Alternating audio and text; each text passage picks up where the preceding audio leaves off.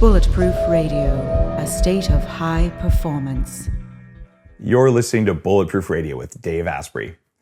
Today's cool fact of the day is that a recent Canadian study has shown that BDSM, that's like bondage, fantasies are really common in both men and women. About 51% of women fantasize about being tied up, while 46% want to be in charge. On the other hand, and I have no idea what the other small percentage left over, about 3% apparently are asexual. On the other hand, 53% of men fantasize about being dominated, and 46% think about spanking for sexual pleasure. And contrary to the characters in 50 Shades of Grey, studies also show that BDSM participants are just as healthy psychologically about sex as people who do it the old-fashioned way. Today's episode is going to delve into some of those things. I don't think we're going to get too graphic here. However, I have no idea exactly how graphic it'll get. So if you are listening with people in the car who are impressionable and need to know nothing about what we're going to talk about, you could skip this episode, and that's all right. Before we get into today's guest, and by now you're going, who is this woman who's going to be on the show? You'll know in a minute. Let's talk about what you can do to your Bulletproof coffee to upgrade your sex drive a little bit.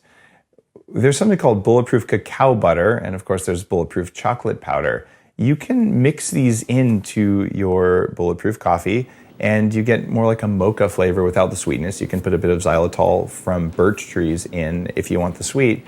But cacao, both the oil and the powder, contains something called PEA, or phenylethyl. I can never say this word right. Phenylethylamine, which is a mood-enhancing compound that stimulates endorphins and basically the neurochemicals of pleasure. Those chemicals are also known to improve your libido. The Journal of Sexual Medicine says that women who enjoy chocolate every day have a more active sex life than those who don't. And it's summer. You can't even get the Bulletproof chocolate bars right now. But we have lab-tested chocolate bars that are laced with brain octane and zero sugar. So what I do during the cold months is I'll ship those to you, and during the hot months I stop shipping them. But I stock up, so I still have about 50 of these Bulletproof chocolate bars at home, so I'm never without my chocolate. Sorry you missed out. But you can check out the cacao powder and cacao butter on bulletproof.com. All right, today's guest is Mistress Natalie. She is a professional dominatrix, a certified life coach, and an entrepreneur. She's got about 20 years of doing something called BDSM, and we're going to have a scientific conversation about why and how and what happens there. She's done pretty much everything that I could think of there. Bondage, corporal punishment, humiliation, something called slut training. You can tell us what that is. Medical torment, financial domination. That is an impressive one. Getting people to fetishize giving you money, like that has to be the ultimate hack.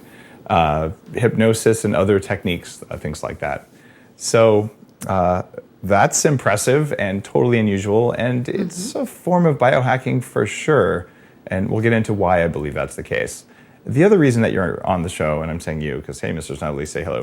Hi. The other reason I wanted you on the show today is that you hit 240 pounds when you were a teenager. You were a vegan on a very restricted calorie diet. You broke your health. So we actually have very similar health journeys where being heavy as a teenager doesn't work out very well. And for people who are watching the video on YouTube, go to bulletproofexec.com/YouTube in order to find the YouTube channel. You'll see that Mistress Natalie is, I think, technically very attractive, would be the right way of putting it. Is that accurate? What do you think? I hope so. So yeah, I was trying to make you toot your own horn there, and good, you didn't do it. No, sorry. Only when I'm in my professional mode will I toot my own horn ad nauseum. Exactly, and as it should be. The reason that I wanted to have you on the show here is that this is actually really a common thing. 50 Shades of Grey was an incredible bestseller and just overwhelming.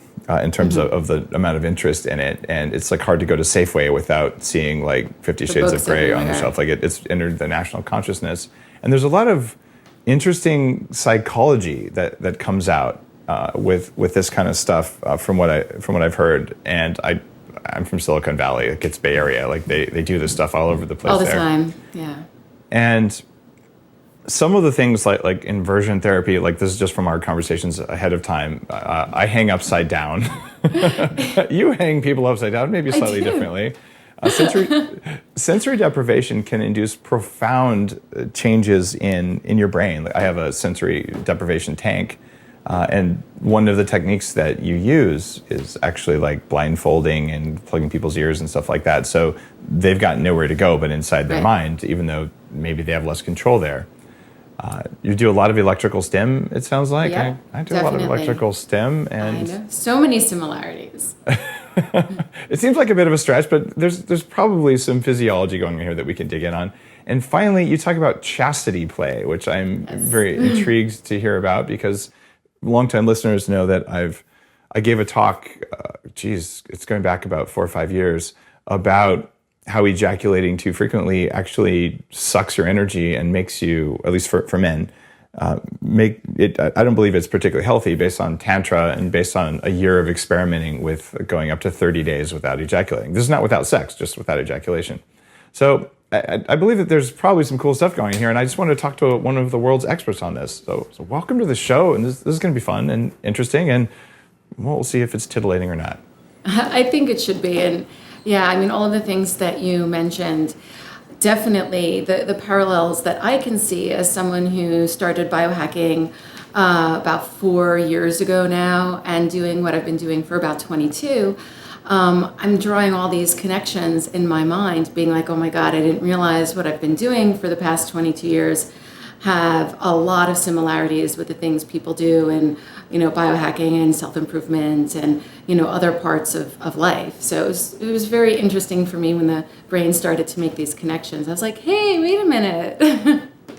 So hopefully we can bring some of those to light. Now, let's talk about your definition of BDSM. So there are people listening, and there's all kinds of preconceived notions about this.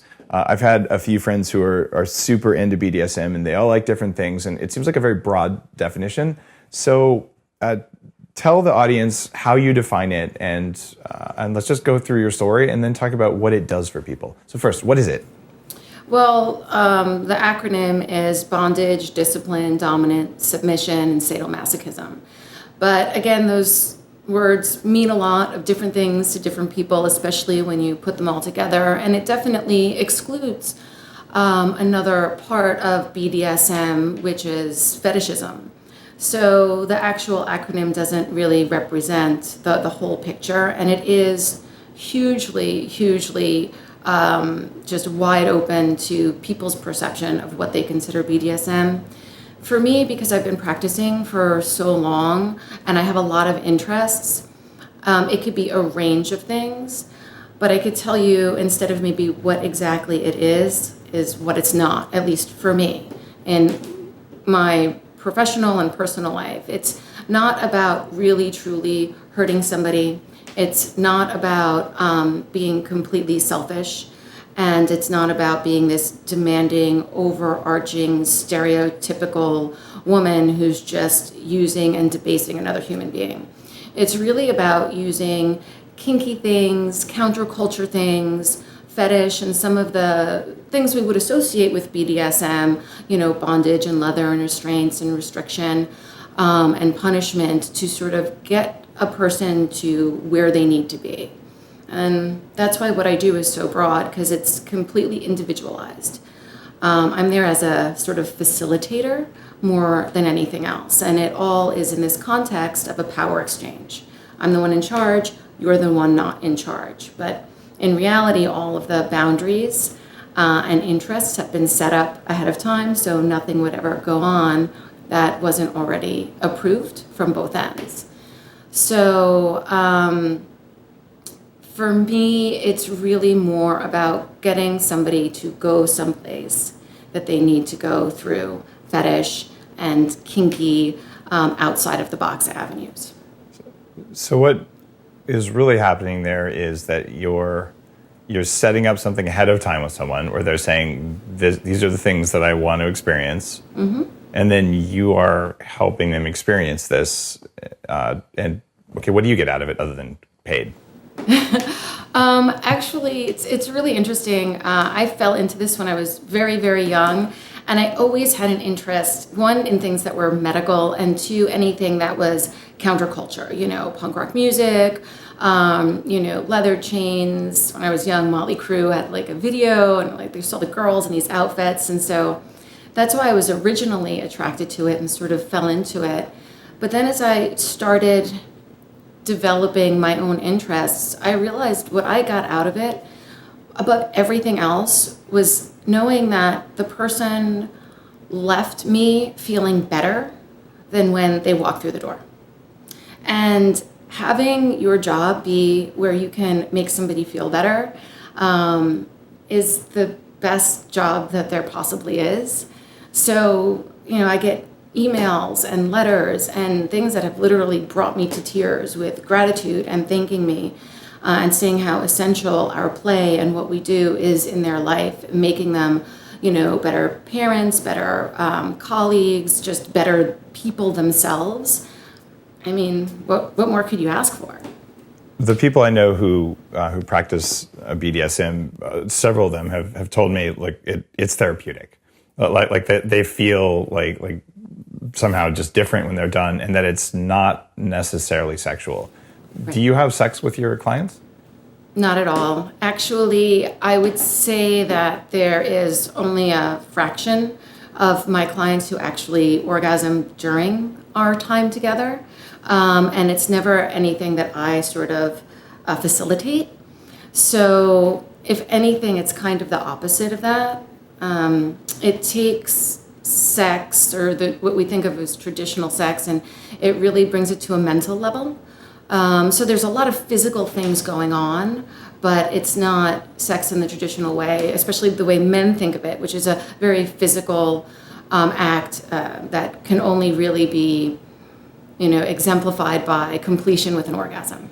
And for many of my subs and slaves, that's not even broached. And for the ones that it is, it's an interplay. Oftentimes, like you had mentioned, chastity. I have a large percentage of my subs who, during our playtime, are actually in chastity the whole time. Because when that's not the focus, then all of these other things can be realized, and all these other experiences can be brought to light. And I mean, on many levels. Well, what does in chastity mean? There's various devices that you can actually wear that sort of keep your genitals from getting an erection, and that you can't stimulate it at all. So it's just sort of being locked away. So you actually like padlock the equipment there. All right. So you kind of take that off the table at the beginning. Just take this has nothing to do with what we're about to do. You're locked up. I have the key. Maybe you'll get it back. We'll see. Okay. Sometimes I'll keep the key, give them a key in a lockbox with a combination, and then they have to wait X number of days for hopefully the email that comes with the code. So you like send them home and they're still padlocked. Wow. I guess the TSA must Wives, they love it. The wives love it. Well, if they're a couple and a couple is okay with this kind of play, okay. A lot of times their assignments, they'll have assignments to really give their partner a lot of attention, and all of a sudden the focus just all goes on pleasing somebody else. So you have wives who send their husbands to you? I have a few, but it's more like they're couples and the wives are okay with the play, but really just don't have an interest in participating. And some will participate a little bit to the level of they know and will be incorporated that way. And some are just like, do what you want to do. That's totally fine. I understand this is part of you, but I don't get it. It's not in me, and I don't want to be that person. Okay. Do you have women who are clients as well? I do. A smaller percentage. I think for a couple of different reasons. One, in our society, I still don't think it's okay for women to pay for what's considered sexual services, whereas with men, it's, totally acceptable. So I think that plays a lot into it. And also, I just don't think a lot of dominant females gear their audience towards submissive females. So I just don't think from a general marketing perspective that a lot of women really know about it unless they search it out. So you mentioned that you just like felt attracted to this as a young person. How did you become a professional, though? I'm sure there's lots of people who experiment when they're young, who are attracted to all sorts of things. But then you took it one step further. When did you decide that you were going to charge for this? It was a total accident, to be honest. This was back in like 1993. So there's no internet. There's nothing. I had no idea that this existed as a career. And while I had interests in it, I still didn't understand it to any sort of real level. It was like imagery that was attractive to me. And it was just a friend of mine who I hadn't seen for a couple of years was working in this role play domination house. And I bumped into her on a weekend home from college. And she's like, hey, come to work with me. And, you're 19, not even 19, 18. And you're like, sure, whatever. And I go and I'm hanging out with her. And you don't think, oh, what do you do? Where are you working? And things started to develop as the day went on. I was like, what is this place? And she explained it to me, and I was fascinated. I mean, I just thought it was wonderful, but I didn't think it would be anything I could do. One, I had lost a significant amount of weight, but was still very overweight. I was probably about 170 or 80 pounds and just getting over being... What are you now, just for comparison? About 140. Okay, so you're much lighter now, and you're at a healthy weight. Yes. And I was 240. So I was still, and I was overweight since, kindergarten. So I saw these, attractive women and these little outfits, and I was like, oh, that could never be me. I'm the fat girl that never had a boyfriend. And I just started hanging out there and watching and just being the eyes until one day, my friend just sort of literally dragged me into the session room. And I don't remember the session. I just remember afterwards, she was like, oh my God, how did you know how to say that and do that? I've been doing this for a year and I didn't know to do that. And I was just like, I don't know. And so the woman who owned the place was like, work for me. And I was in college. I was like, I could pay for school. So I'd started coming home every weekend and practicing and playing and paying for school. And after about a year, when I started to get a little confidence, I was like, I really think this is something for me. Probably also because it changed my perspective about myself completely. Here I was, ingrained in me that there was something really wrong with me. My whole life, it was always you'd be pretty if you lost weight, or you'd be, much more attractive if, and, boys didn't talk to me. And all of a sudden, these men, who were 30 years my senior were just like, oh, and I was like, what the hell is this about? So it started to slowly help transform the perception of myself, which I think was very cathartic and something could take people, decades to do, that I was able to really have done in this kinky, crazy, underground, seedy environment. So it was always really positive for me. It was never anything negative. So it helped you. It brought you catharsis. And what does it bring for your clients? I mean, actually, how much does it cost? Like It really depends. Okay. I am definitely the upper end of the spectrum, and I have my own private studio with no other employees in Midtown Manhattan. Okay, so it's going to be very expensive because you're in New York City. Yeah, my sessions range, depending on how long I've known you and how long you're playing, between $250 and $400 hourly if I don't travel. And this is without sex, like that's not what you do. Oh no, Okay, no, right, absolutely right. no sex at all. Okay. It's all just BDSM and fetish and role play to various degrees. That's about in New York what you spend on a good massage. therapist. It's $250 as a massage, right? Yeah, and if you Okay. go to a shrink, you're easily paying $400 an hour for a Okay. girl, so And you're somewhere right in the middle. Okay, so you're a life coach too. So how much do you consider what you do psychological versus physical? At this point, I would say it's a good 85% psychological, but I have 22 years of getting a group of subs that are probably more interested in the psychological benefits and the deeper connection that this can give. I don't take on a lot of new people at this point in my career. And if I do, they really have to be interested in sort of the overarching sense of what BDSM can give and not just the physical aspect of it, because I feel that's fleeting. So if you can tap into the mental aspects of it, that'll just keep giving and giving and giving. I have some subs now that are in their mid to late 70s. Wow. And when other things start to not work so well and the body can't handle as much, because I've been seeing them for 10 and up to 16 years consistently, the brain is still very active and you can continue getting such joy out of things and that sense of total relief and stress relieving from the mental aspect. So me personally, my style is way more mental than physical. So do you get turned on when you do it? I get turned on between my ears, but not between my thighs. Okay. And that's something people ask. I'm also constantly thinking the entire time. So, even if I was doing, say, a very simple foot fetish session where somebody's rubbing my feet, which, yes, I could say, oh, yes, that feels good. That is a wonderful sensation, but my brain is more concentrating on where is this going? Where are they at in this particular part of the scene? When is it time to do something else? So it's never something where I'm just going to be like sitting back and enjoying sexual pleasure.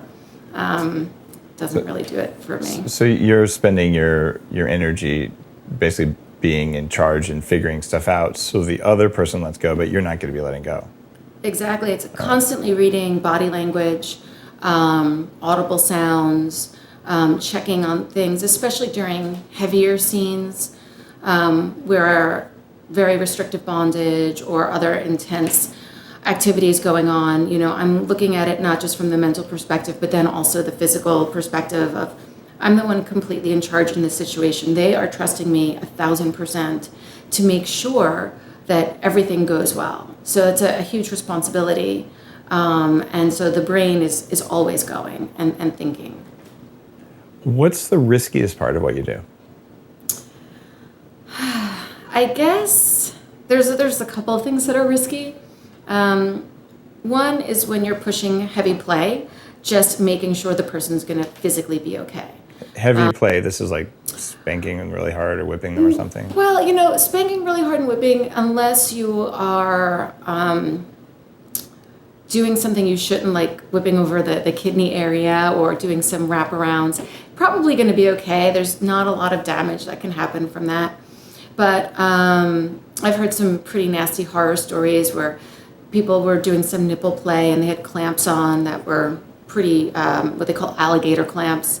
And the woman didn't understand and like tugged on them and literally, ripped, off the nipple.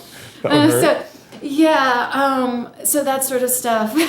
But for me personally, I love medical and I do a lot of heavy medical scenes with catheters and sounds and that's colonics pretty. And scrotal inflation and piercing and so I'm always looking, making sure things are sterile and clean and the person is reacting okay to whatever it is that I'm doing just on a health standpoint. And also breath play. If you do restricted breathing, hypoxic breathing, you really have to be in tune with the person that you're doing this with to make sure that they're going to be okay. I've had people had, panic attacks or, get nauseous. So you just really need to watch that physical aspect. And then the risky thing on other levels is, in New York, technically BDSM is legal, but there's always this like sort of gray area. If you look at the letter of the law, there's no like law that says, oh yes, this is legal. So, you really have to watch and worry and wonder who's coming through the door before you see them from that standpoint, and also their mental soundness before you see them on, even if it's not from a legal standpoint, just like, is this a safe person?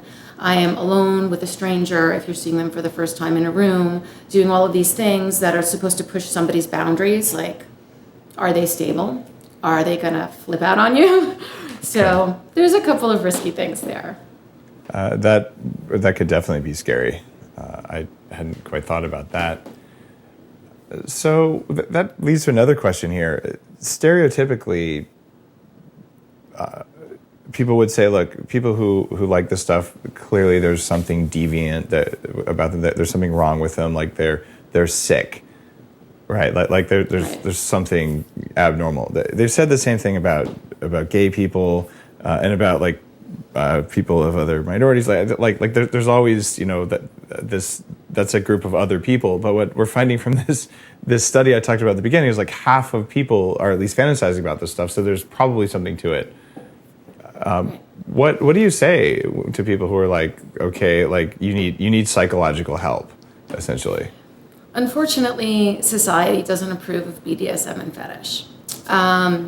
But if you were to look at some things that I believe have very masochistic tendencies, and a lot of other people may question and never want to do in their life, but never cast aside as them being, off in some way.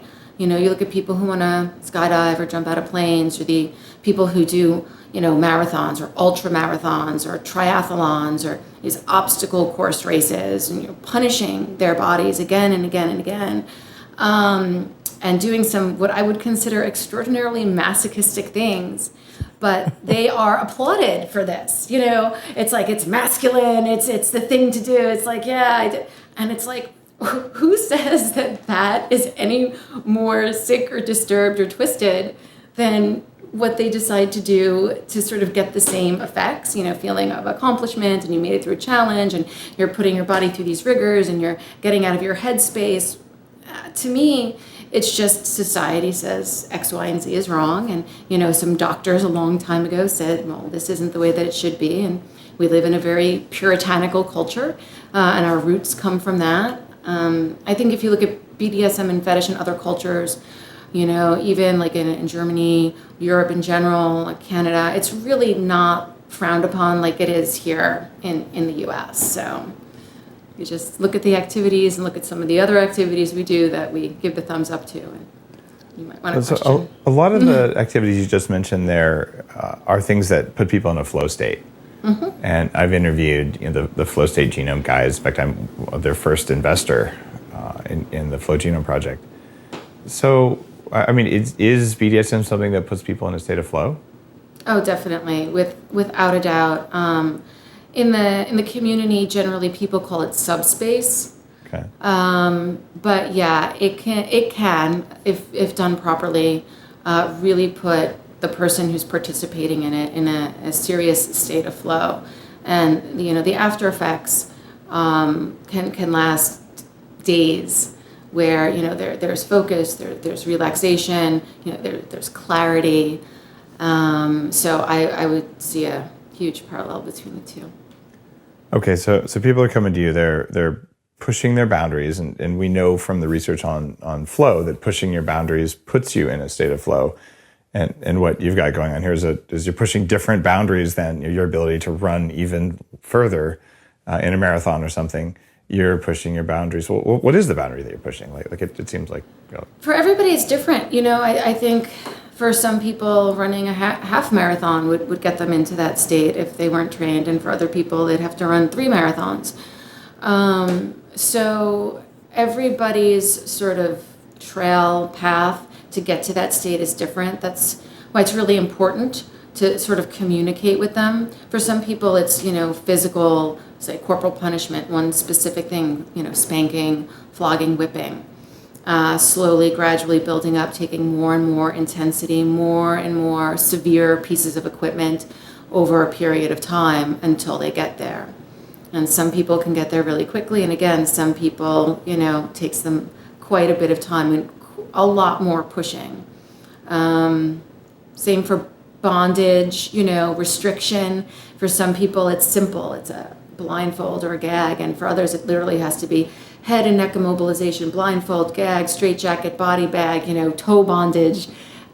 But it could be any of these activities to really push that person. It sounds kind of like an addiction, because like you start out with just one, and then you need two, and then you need three. Is this like smoking, or is this like an opiate, an endorphin addiction? Well, I don't know if it's so much an addiction. For some people, I think just like with marathoners, like one marathon will always be enough. Like that will always be more than enough.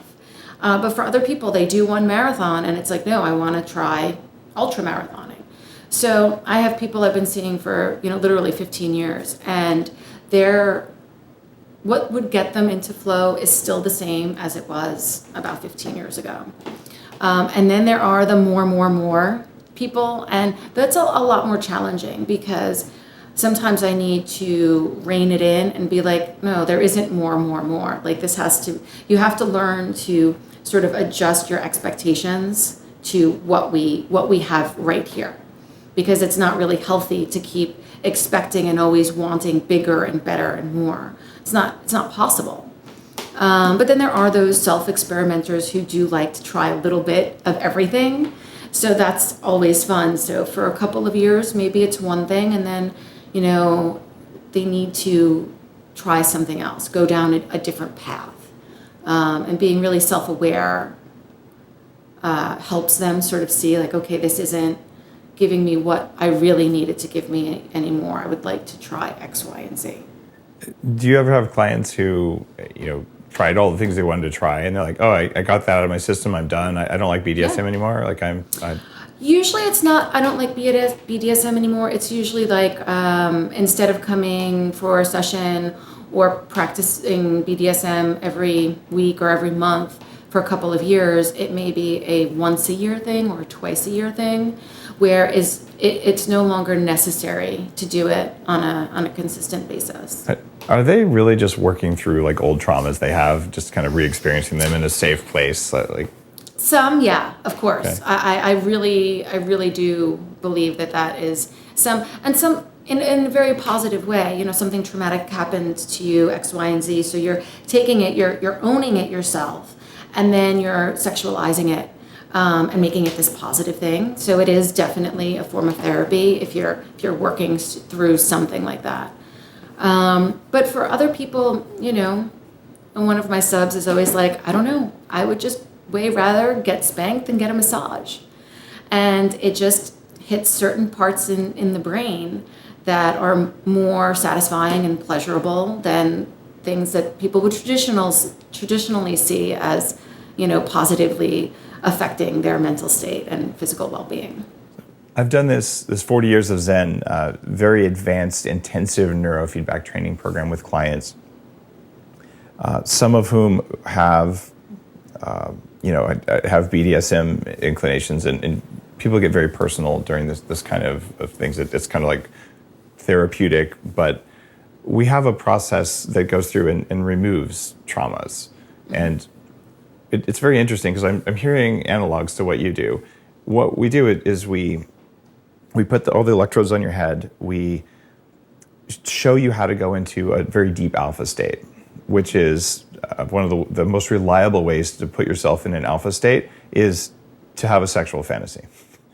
So if you're I did not know that. Yeah, if you're stuck in the neurofeedback pod, and we have this it looks like Xavier's School for the Gifted, the facility where we do this. So you're in this mansion, and you're in a fiberglass pod, and you've got all these speakers and headphones and things. And then you're like, I can't make my brain do what I want it to do. So you're like, think about whatever turns you on the most. And like for your set of clients, it would be probably getting tied up or whatever. For someone else, it may be, this is my wife or my husband. But then you can see the brainwaves like dung, dung, dung, dung, and like suddenly they're back in the zone. So it's a way of getting unstuck.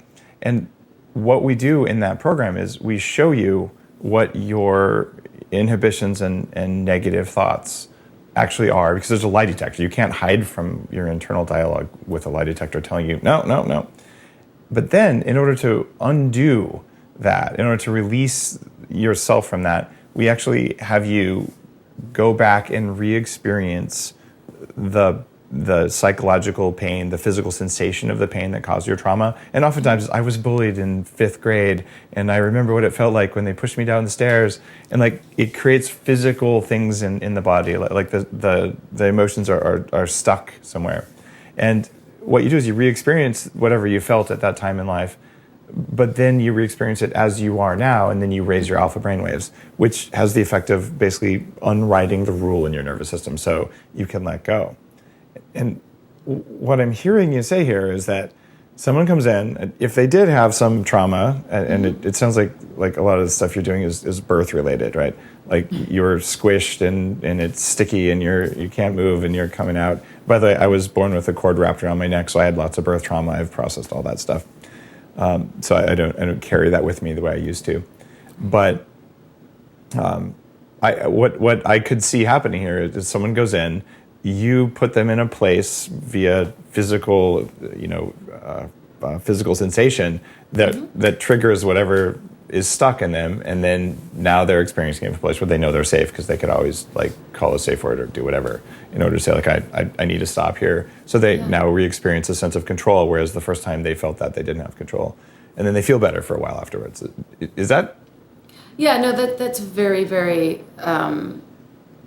similar to what I do. I mean, okay. I didn't understand exactly what happened with the neurofeedback, but it's strikingly similar. Scarily so, actually. Yeah, if you want to feel what a very high alpha brainwave state looks like, have an orgasm. When they look at your brain on orgasm, that's what happens. You don't have to actually have an orgasm. You just need to be turned on, and your alpha brainwaves go up. So you are absolutely putting people in an alpha brain state when you do that, and probably a theta brain state too if they're hallucinating and sensory deprivation, like the float tank. Oh yeah, definitely. People will remember things that didn't actually happen when we review the session. Wow. Because their brain is literally seeing things that aren't there, or hearing things that aren't there. It's really interesting to sort of review afterwards. Okay, so they're basically in a daydream state, which is a theta brain state. Same thing that you get from floating in a sensory tank. That people like experience stuff that didn't happen because the brain's like, what do? I don't have enough input. And in your case, because you've got them blindfolded or whatever. So there are some really weird, deep parallels to biohacking. Yeah. And bottom line is, if someone gets into an alpha state or a theta state, an alpha state is usually a good state, and a theta state, if it's a controlled theta state where you're daydreaming and experiencing good things when you want to do it, it's also a very powerful thing. So okay, you're helping people get into altered states that then lets them process stuff. And on the other side, there's also the opposite of just being very present, which I think people today are hardly ever truly present. And when you walk through the door, the cell phones get shut off. There's no, texting. There's no emailing. There's none of that. I mean, just the break from all of that in an environment where you must focus 100% of your energy on what's going on directly in front of you with zero distraction. And I'm there to really make sure that focus is kept for the entire time, an hour, 2 hours, is very powerful, to really just know that you really can't be distracted by anything else that's going on in your brain or in life once you walk through that door. It's a focus exercise for people then. Mm-hmm. Yeah. It reminds me of my buddy Manish Sethi. Manish runs Pavlok, a company that has a wristband that'll shock you if you misbehave. You can either have your friends on Facebook shock you. By the way, you'd probably like this. I don't know where you put this little shocking bracelet, but I'm actually an investor in Pavlok. Oh, I have to look into this. I'll introduce you if you want. But Manish got sort of famous. He's very ADHD, and he hired a woman on Craigslist to come and slap him in the face every time he used Facebook so he could get work done. And so it helped him focus, and that ended up becoming the genesis for his wristband. And the idea there is when he does something that he doesn't like, he literally shocks himself so his nervous system will behave. And he's had people quit smoking and done all these other things. The name even Pavlok is Pavlov and lock. He wanted the bracelet to lock on so you couldn't take it off, and so other people could shock you if you didn't go to the gym when you said you would. I think he's morphed the business model a bit from there, but it kind of has a few shades of what you're talking about. Oh, definitely. It really does. I have a lot of my subs who have they're under contract to get to the gym or, eat certain way or have their weigh-ins. And, there's definitely repercussions if those guidelines aren't followed. Okay, so what does under contract mean? As a way of losing weight, I mean, who knows? And again, this is particular to people who thrive under that sort of hard rule. Just like, some people, they could do a boot camp style workout and having somebody yell in their face and be really aggressive and sort of debase them gets them motivated, whereas other people will turn around and walk out the door. Okay. So you need to know who you're dealing with when you do something like this, and who needs what sort of interaction, and which would be beneficial. And so for a few of my subs who are very serious about sort of improving their life and health, especially since, if I know somebody 5 years, 7 years, 10 years, I tell them, like, this is long term, this relationship isn't going anywhere. You need to be the best you that you can be in order to please me. So they're really working very hard to better themselves because it'll make me happy. And to facilitate this, if they need to lose weight, they're on high blood pressure medication, they're on, the traditional American diet, and they can't and they sit behind a desk for God knows how many hours a day and don't really get any activity. So they sort of are, okay, you want to continue this relationship, you're going to sign a contract. And I come up with the parameters of, weekly weigh-ins, and you're going to stay between this 5-pound range, and you're going to make sure to do X, Y, and Z amount of exercise, and, take a vacation or whatever it is. And literally I have like weekly check-ins to make sure that they're doing what they're supposed to do. So what would happen if someone didn't make a weigh-in or ate something they weren't supposed to eat? Like what do you do? Well, it's interesting. Again, everybody is different. You would think that, okay, you're going to get punished, but wait, you like to be punished. That doesn't really work. So oftentimes their punishment is they don't get to come in and see me. Oh, wow, so you like banish them. Yeah, it's like, okay, you didn't do what you were supposed to do. You don't get to come in and see me until you have another chance to prove to me that you're going to follow through on what you're supposed to do. So it's sort of like the worst punishment. There are other lesser ones.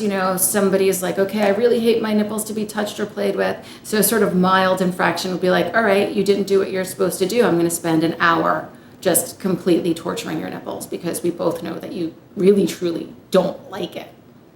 Okay, so you find something they don't like. So if you compare what you do with a normal life coach, which is, you should really try to hold yourself accountable. You're like, if you don't do it, I'm basically going to make your nipples hurt for a week. Yeah, I'm holding them accountable.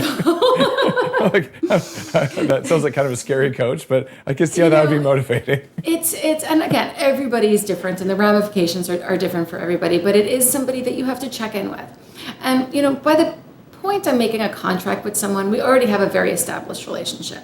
So more than anything, the idea of disappointing somebody that they trust and look up to is probably the biggest accountability. It's like, because I'll be like, well, why? Why'd you have beer and pizza?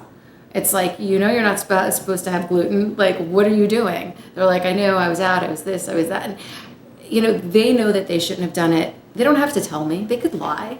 But they literally say, I made a poor choice. I just want to let you know.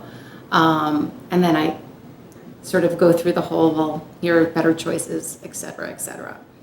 But yeah, accountability. So I run the Bulletproof Coach Training Program, which is a certification program. Now, I actually can't say I run it. Dr. Mark runs it, but I helped to design it, and I'm a part of the training curriculum, and it's based on my work, and like we co-designed it. And a big part of that for coaches is holding someone accountable. And there are weekly check-ins, but they're like, did you do it? And if not, well, like I guess there really isn't any consequence to not doing it, except you just have to tell your coach, yeah, I was busy this week, so I didn't do what I said I was going to do nutritionally, business-wise, or anything else. You just, I guess, carry a bigger stick than the average executive coach or life coach? I do. I'm able to definitely push their accountability a little bit further by giving them some really nasty punishments if they don't follow through. Okay. Yeah, so it's a lot more fun. I can imagine. What I've learned through doing neurofeedback and in this 40 years of Zen thing, 10 weeks of my life, just like with a lie detector, there's the ego, like there's a process that runs inside of you that something is making the decision to eat the gluten or to not do what you said you're going to do. And either it's you or it's another process inside of you. And I don't know how many times when I was obese, I'm like, I'm not going to eat the cookie.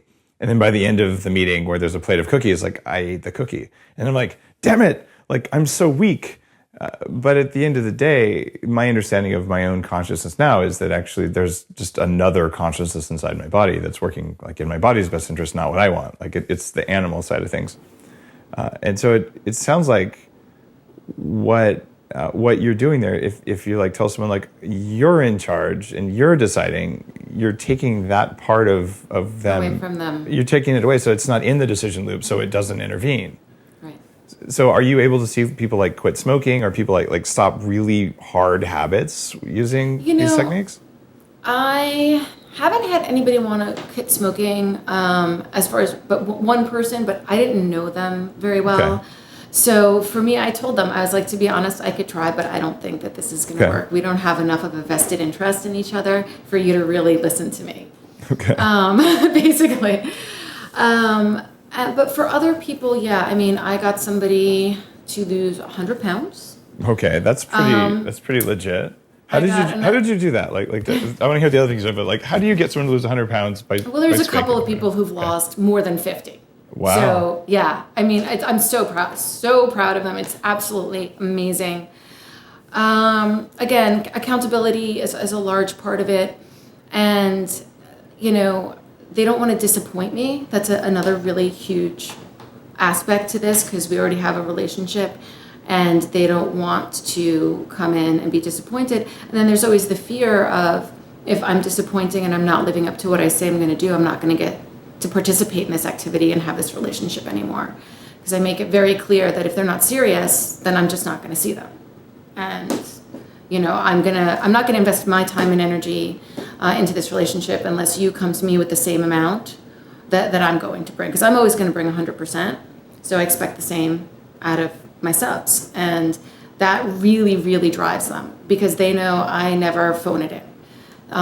So if I'm preparing and I'm planning and I'm putting things together and I'm being very particular to their needs or interests, they need to sort of give me the same in return. And as far as the 100 pounds, it was very interesting. Being 240 pounds at one point myself, 100 pounds more than I weigh now, I completely understand what it's like to be on that side of things. So if someone comes to me and they're heavy or overweight, it's weird. I'm almost like blind to it. People bring up they need to lose weight or this or that, but I don't see people in that way just because I think I had different perceptions visually of myself and other people, so that doesn't come into play. So I'll never force it, but if they come to me and say, hey, I really want to lose weight, I know you have lost a lot of weight. Can we sort of work on this? So we come up with a plan that I think would work for them, given all of the little triggers that I know about the particular person. And the person who lost the 100 pounds, we had traveled for a session, and they were having a really hard time getting around. They couldn't even come close to keeping up, and they saw I kept having to slow everything I did down. And their lack of energy and abilities really hindered the trip that we were on. And that prompted them to start to lose weight and ask me all sorts of health advice right away. So it wasn't like a contract situation or a weekly weigh-in situation. It was that they saw how their weight really impacted being around and physical. And then after maybe the first 40 pounds, planning another trip, the person really wanted to go and do a physical activity that they hadn't done in many, many, many, many years. And I really couldn't believe in their physical condition they could do. And I said, if you think you can physically handle it, I'll go on that trip with you. And when I saw them 2 months later, they had, dropped, like 20 pounds. And then I was like, perfect. I was like, let's start planning the trip. And so in planning for this trip, every time I'd see them, 20 pounds, 20 pounds, 20 pounds. And then they said to me, which is what I suspected, is that I didn't want to go to a beach area and walk around with you looking the way that I used to look, because I would have embarrassed you. Wow. I mean, talk about powerful. It's like, That is powerful. it's just, it really almost brings tears to my eyes to just think just the relationship that we had would make them do something like lose 100 pounds after, trying and struggling for so long. Did I know that little trip was going to cause this effect? Absolutely not. But once I saw what it was doing, I totally picked up on that and then started having all the things that I could do, putting it in place to make sure that they would continue down that path. What other big behavior changes have you seen in clients? Definitely getting more physically active. I deal with a lot of people who have very high stress, jobs, lawyers, finance, and they are just standing at a desk, sitting, unfortunately, at a desk for so long. So getting people to be physically active and literally forcing them to go to yoga with me, go rock climbing with me. Like, I literally make it part of our session, our playtime. I mean, they're probably wearing panties and other things on underneath, which makes it a little interesting. Rock climbing and chastity, that's fun. But yeah, definitely take that and start to physically bring them with me. And then again, with the whole, I don't want to disappoint you, they start to do it on their own. So that way, the next time we do it, they're better at what they do. And it starts to incorporate them, starts to get incorporated into their routine. So I've turned many, many people onto yoga because I think that, especially for men in high stress jobs, just sitting, breathing, and stretching a little bit is one of the best things. And people who are more into being physically fit, going for hikes or rock climbing or things of that nature. So that's been huge. And then diet change, really getting rid of the standard American diet and giving them a lot of information and resources about bulletproof diet and, paleo and keto, seeing sort of what can fit into their life, and imparting all of the things I've learned through experimenting with myself on them. And since I've known them for so long, they've seen the changes in me. They've seen when I was vegetarian, vegan, endurance, compulsive exercising to sort of the lifestyle that I have now. And they're all like, you look 5 years younger now than you did. I'm like, what are you doing? I was like, well, if you want to know. You're in ketosis now, right? You use bulletproof coffee, I think. Yes, I sure okay, do. cool. Every morning for the past probably almost 3 years now. Oh, wow. Okay. So you're a ketogenic dominatrix, which is cool. I am. I go in and out. Thank you. I'm a huge fan of going in and out as well. I think especially for women, it's maybe preferable. Okay. Yeah, I mean, I do usually about 2.5 months of like strict keto, like right before photo shoot, because that's Sure. sort of. But then after that, the last time I went for a long stretch, more than 3 months, I did have issues. I go to the doctor every 3 months for my blood work, and my thyroid dropped, and my hormones got all out of balance. My hair started falling out again. And my amenorrhea came back. So I was like, okay, for me personally, being in strict ketosis every day for more than 2 months, it's not good for me, but going in and out for sure, especially for the cognitive benefits. My grandmother passed away of Alzheimer's, and I have the gene, so I'm like, this is something I should do. Yeah, and the question of do you want to do it every week, every month, as long as you're in it some of the time, or in my case, when working with women especially, just having some ketones present seems to be really important. So even if you're not full blown in ketosis, if you're using Brain Octane, you can get enough ketones that you've got the brain benefits, even if you did eat some carbs, which maybe helped with your monthly hormone fluctuations. It's very individualized. Yeah, I'm usually anywhere between like 0.5 and 1.4. Beautiful. And if I could get like a 0.8, I'm like really happy. I'm like, all right, that's good. That's all I need. Just right there. What we're talking about for listeners is just the number you get when you stick your finger with a ketone monitor. I'm happy if I'm at 0.5. Anything above 0.5 is cool, but 0.5 is where the hunger changes happen and where my cognitive benefits kick in. And anything above that, I'm not dealing with cancer or Alzheimer's or neurodegeneration, at least not anymore. I probably was dealing with neurodegeneration when I was in my 20s, but I think the ketone number for each person varies dramatically based on who they are. Let's see. There's a couple more questions I have for you. I'm just looking through all the stuff that we've talked about so far. Okay, one of them is you mentioned slut training. What is slut training? Okay, slut training is actually one of my favorite things to do, and it plays into a lot of role reversal. So basically, it's taking this guy who's probably, pretty guy kind of guy, either, Wall Street or lawyer or construction worker, and taking the role and reversing it. And we never call men sluts. That's a term that's only used for women and a pretty derogatory one. So it's fun to sort of take whatever sexual arousal that they're feeling and sort of call them a slut just because it's something that's counterculture, it's something you're not supposed to do. And then emasculate them with a pair of panties, stockings, and make them do sort of feminine things. And a lot of my clients are very into the whole imagery of a female with a strap on. It's a fetish.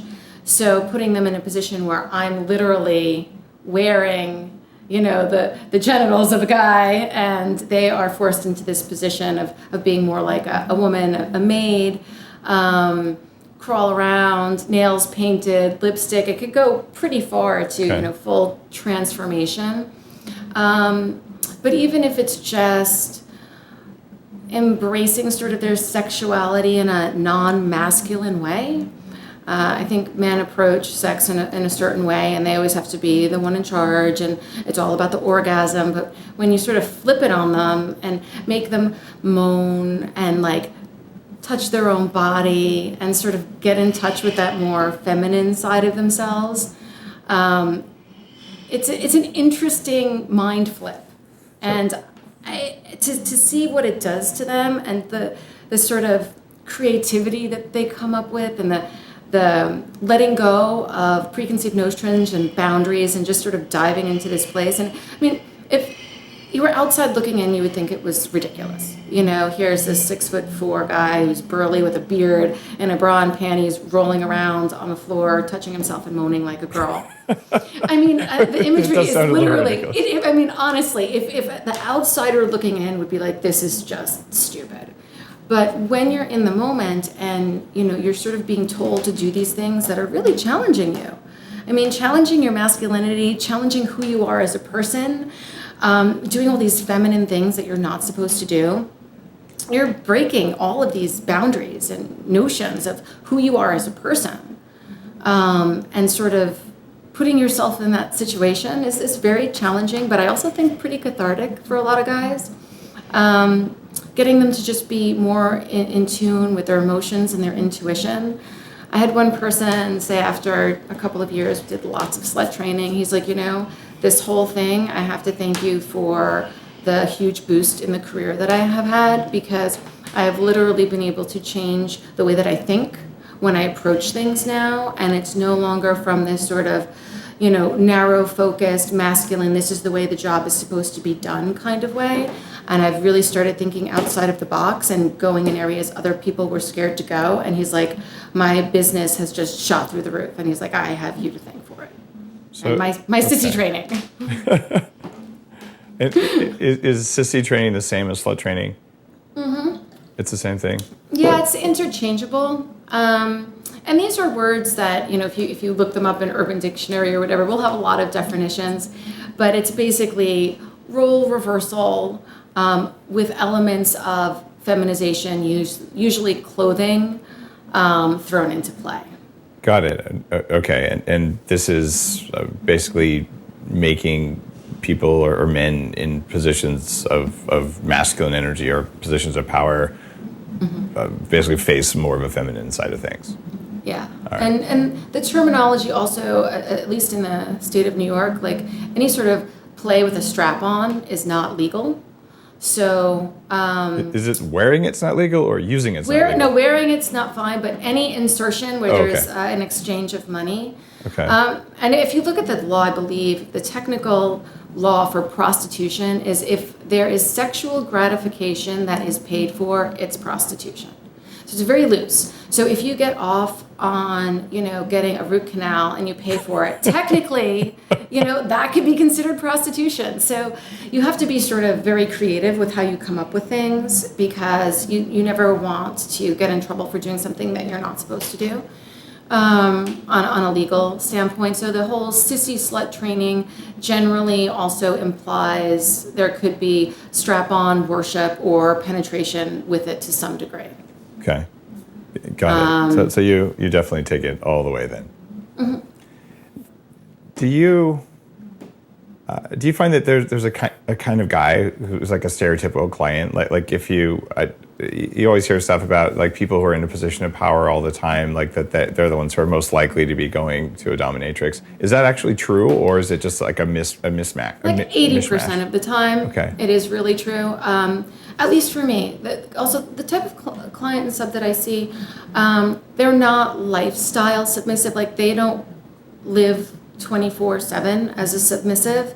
I like it much better when they're in a relationship or have a career and this is just a part of their personality because I can't dedicate as much time as would be needed as if they wanted to do this all of the time. So the person coming to me generally is your type A personality, always in charge, always in control, head of household, has a position of power at job, a lot of responsibility. And, that responsibility could vary. They're not always like making tons of money. It could just be high stress, lots of people beneath them that they're managing, whatever it is. But yeah, I'd say a good 85% are your total type A, total in control, always in charge person.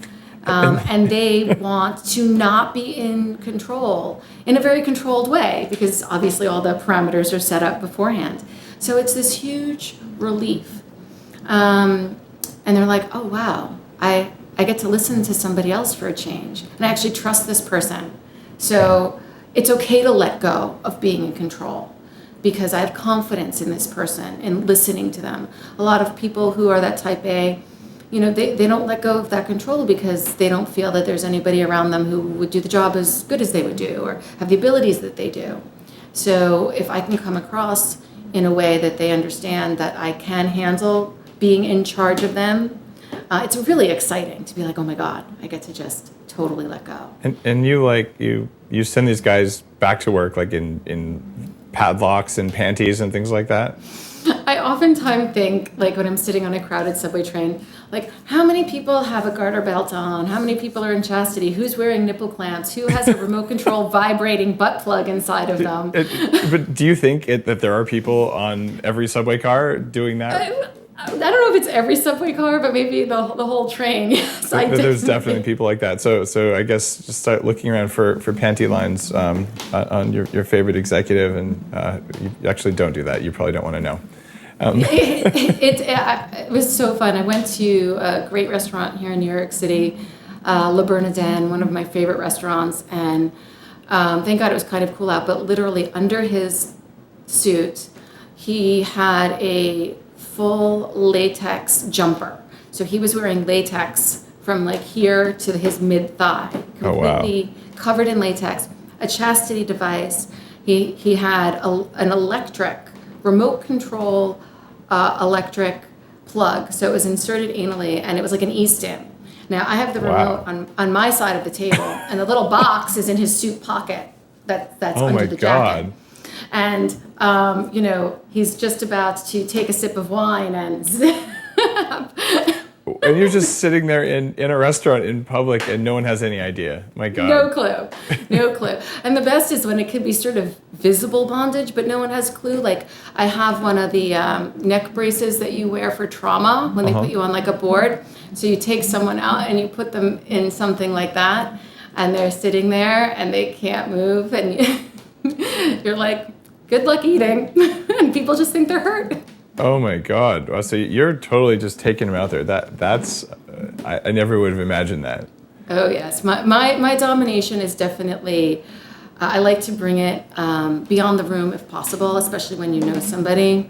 Some of my sessions are over the course of a couple of days, and we do outings to various places. Like I said, rock climbing in panties, out to dinner with all sorts of things going on, nipple clamps, bras under your clothes. I mean, but don't people like see a bra under clothes? Like wouldn't people like in the restaurant, if they saw that, like feel uncomfortable about it? Like, well, the wonderful thing about living in New York fair is point. unless you're It's New on York. fire, I don't think anybody's going to notice anything. Okay. Also, I'm personally taking it on as a project of mine to bring a little bit of grit and fun back to the city, because I think the whole city's become way too sanitized. So whenever I get a chance to do something in public that maybe turns a few heads, like walking down the street handcuffed to somebody, I think it's a good thing for Manhattan. You're fine to push some buttons. Yeah. Apparently that's like your day job is pushing people's buttons, so you're happy to do it. Okay. I'm fine with totally discreet. That's perfect. And I could do that very, very well, especially if, bra, panties, stockings under a suit. No one's going to notice that. There's absolutely no way. If you have a jacket on, and as long as it's not, you're not wearing a tight shirt, you're wearing a fitted shirt, no one's going to notice. But the person wearing it will feel like everybody's going to notice. Got it. So it's really a mind game. Yeah. Okay. Who would have thought, right? I'm never going to ride the subway again thinking the same things. So you're also an entrepreneur. So you've run your own business for 20 years, and you're doing it in a very unusual niche market. But you're a one-woman operation, and you're sort of put on this pedestal as like an unattainable kind of thing. What's it like behind the scenes, like actually running your business? Oh, it's crazy. I left working for like commercial houses, and the woman who I was with for many years, I think it's 11 years ago now. So I officially started 11 years ago, and I also had a custom baking business at the time that I was sort of launching, and then building my dungeon and studio. And it is challenging. There is very little delegation that can be done in my job. So it's sort of like almost everything does have to be done by me, which becomes a lot of work. And just like any other business, it's like I have to make sure supplies are bought and the place is clean and bills are paid. And, Don't you have subs that do all that for you for free? Well, the thing about subs and clean, I do have one who will help clean when they're available. Okay. Most of my subs, they don't have time like me. They all have to CEOs or survive in New York. Wall so Street people. Okay, got it. They don't have time. So it's one of those things. And the few that do definitely do give an effort. But there's also that thing, I hate to say, but unless you do it yourself, it's never going to get done 100%. Mm-hmm. So there's that aspect of it. Or so you have control issues is what I heard. Sorry. I do delegate a little bit. It is very challenging, especially like the email and content. It's like I can't put that off to somebody else. Right, It's right. like I this is like personal. This Right. is I feel the same way about the bulletproof content. It's hard when I work with people. I hear you. But I do have one slave who, when I need my packages, he will definitely make himself available, especially when it's big, heavy things. He will come and clean my studio. He just fixed a light switch that needed to be fixed forever. So he was in there this morning. I gave him the keys. He was able to fix that. So that's a big help. But people don't see the real just business side of it. And it's more challenging doing what I do, getting a lease, doing my taxes. It's like there's no line for dominatrix. So then you have to be really creative with sort of what you do to make all of that work as well. And things go wrong, and you just have to sort of navigate it and fix it and make sure that everything is in order and the lights turned on and the equipment is clean and you have the supplies that you need, and then you can go in and have fun and then go back out and do your social media and Facebook and emails and bill paying and everything else. So How many hours a week do you work? I think a better question is how many I don't. Okay. And that's probably the 7 hours that I sleep. Well, so you work a lot then. I do. I mean, it's too much. This is not like, I'm not promoting this for anybody who's trying for better health. I don't know that this is not optimal. But there's a lot of things for me. One, maintaining my own private studio, plus my own apartment in Manhattan. My overhead is ridiculous. Okay. That is a big portion of this, as well as I have to be realistic about the future of what I'm doing. I've had my studio for 11 years, and the rent is extraordinarily high right now. My lease is coming up soon. I realistically don't know how many years I have left doing this in this format. So I'm really trying to make the most of it in the next couple of years. So if I need to sort of change what I do to a certain degree, I will have enough to cover me if I need to take a step back and sort of regroup. So that's driving me a lot right now to sort of get to that place where I feel a little bit more comfortable. But I love what I do too. So then there's this, I feel I put a lot of pressure on myself to make sure everything is perfect, which we know it can never be. And I put a lot of time and thought, probably way more than is necessary, into what I do, because it means a lot to me to make sure when I step into that room, I really am giving 100% and making sure that person is going to have the best session every time, even if it's our 500th session. What percentage of your time do you spend in sessions versus the other part of running your company? Yeah, I mean, the session time is very little. Maybe 2 to 3 hours with the client in the room a day, 5 days a week.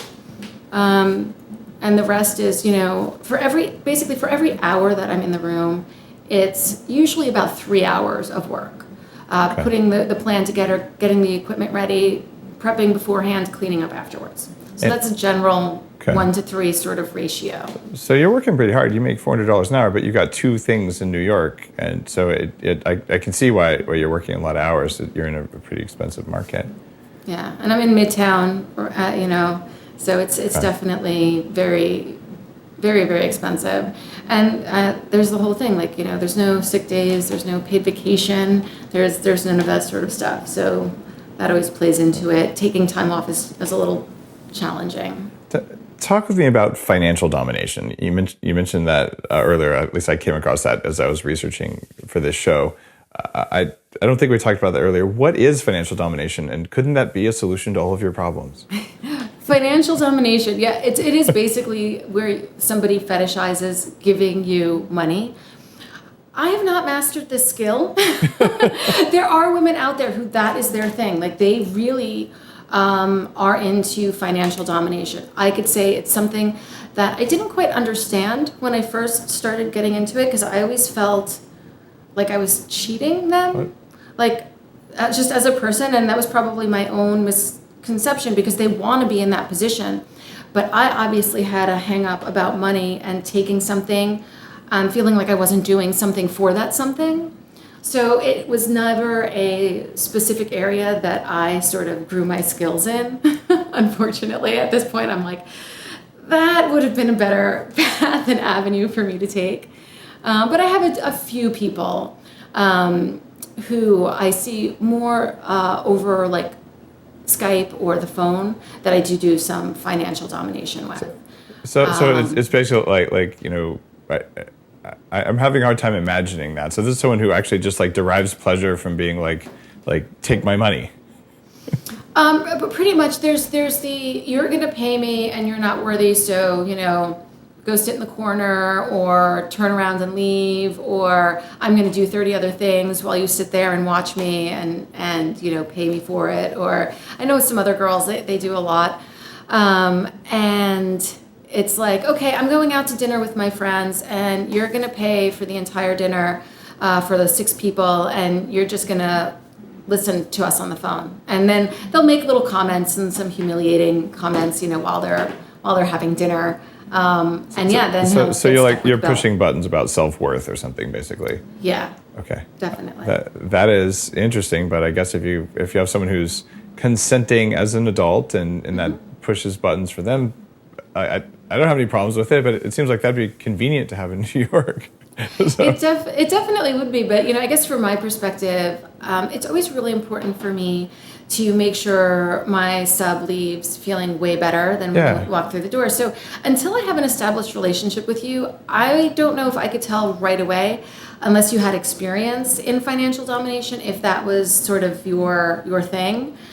So I would always be hesitant to sort of suggest that right off the bat. It seems ethically risky for some reason. Yeah, from my perspective, it could be. And I think, like I said, a lot of people, they have their skills honed to know how to navigate that situation.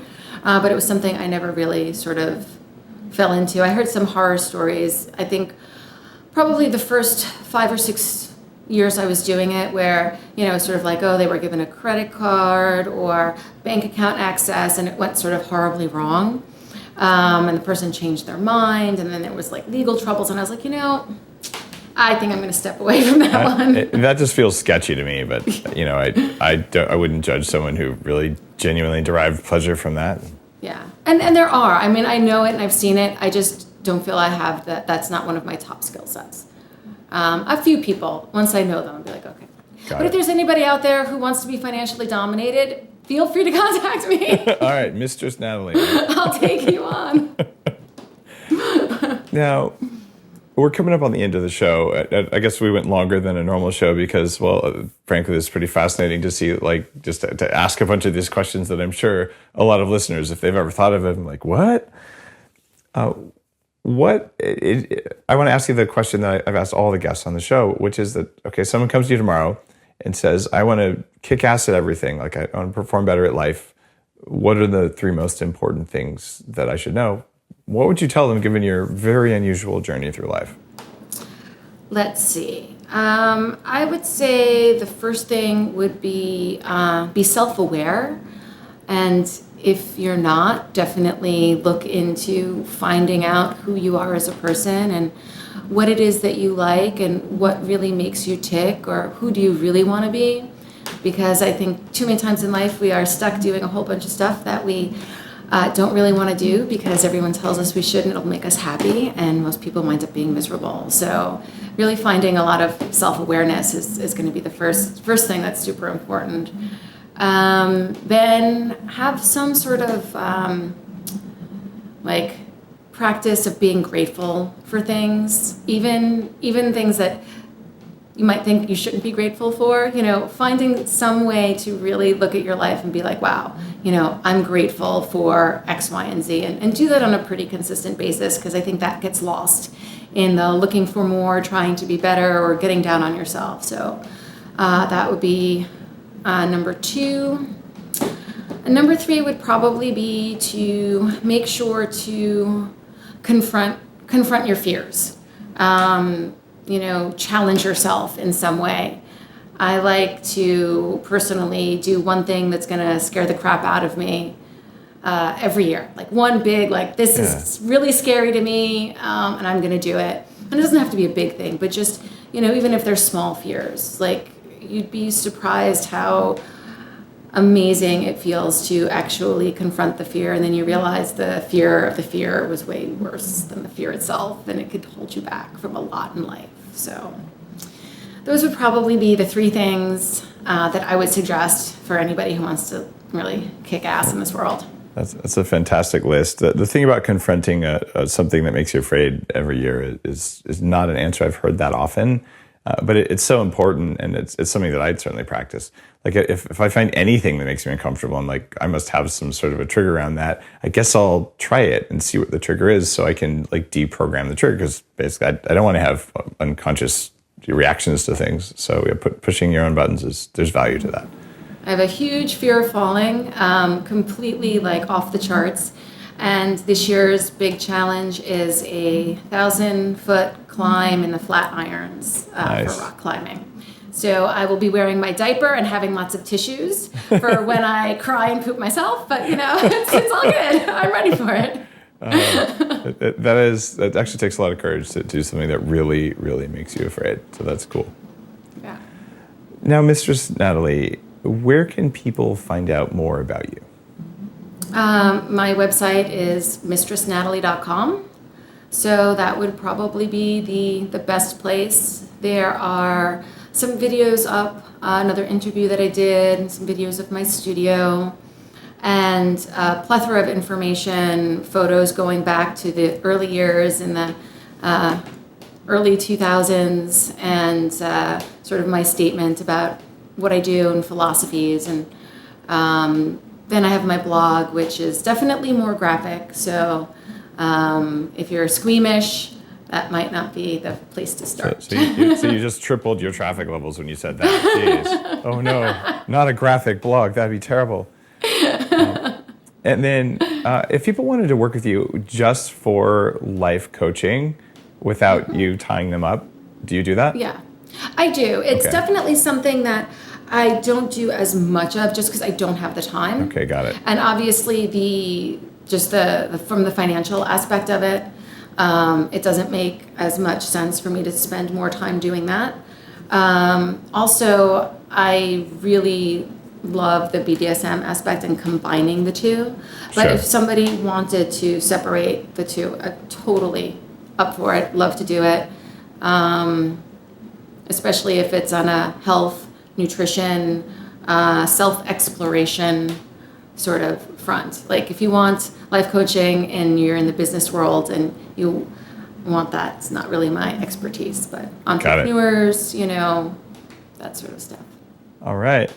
Well, thank you for being on Bulletproof Radio. I'm sure, given that somewhere between 250,000 people will hear this interview, that you might find at least one or two of them who are probably going to come and meet you in New York. So maybe we can keep your studio thriving for a while longer. That would be great. And if you've sat and listened to our relatively long interview today, I hope it was valuable to you in your car, or if you're watching on YouTube. That's bulletproofexec.com/YouTube to find the YouTube channel. You can subscribe to that. There'll be a transcript of all this in case you need to go back and look up what slut training actually is, or any of the other unusual things that we talked about that are pretty different from what you probably read in 50 Shades of Grey, if you could actually make it through that book. And on that note, Mr. Natalie, anything else you'd like to say to the audience before we sign off? Just keep listening to this absolutely amazing podcast, and I hope that there are a lot of people out there who got something beneficial out of it. Thanks for being on Bulletproof Radio. Thank you. If you enjoyed today's show, you know what to do. Head on over to iTunes and leave a review. One of the most important things you can do to help other people find the show is to just go in there and give it a 5-star rating if you feel it's worthy of 5 stars. We're usually #1 ranked on iTunes. If you don't know where to go for that, you just go to Google and Bulletproof Radio iTunes. We'll come right up. It takes about 5 seconds to leave a review. Just spent about an hour and a half plus many hours of prep time creating the show for you. If you can spend 5 seconds to say thanks, I'd really appreciate it. So just leave a review and tell me what you think. I actually read the reviews, all 1,000 plus of the 5-star reviews. I'd love to make it 2,000. Have an awesome day. Thanks for watching. Don't miss out. To keep getting great videos like this that help you kick more ass at life, subscribe to the Bulletproof YouTube channel at bulletproofexec.com/YouTube. Thanks for watching, and stay bulletproof.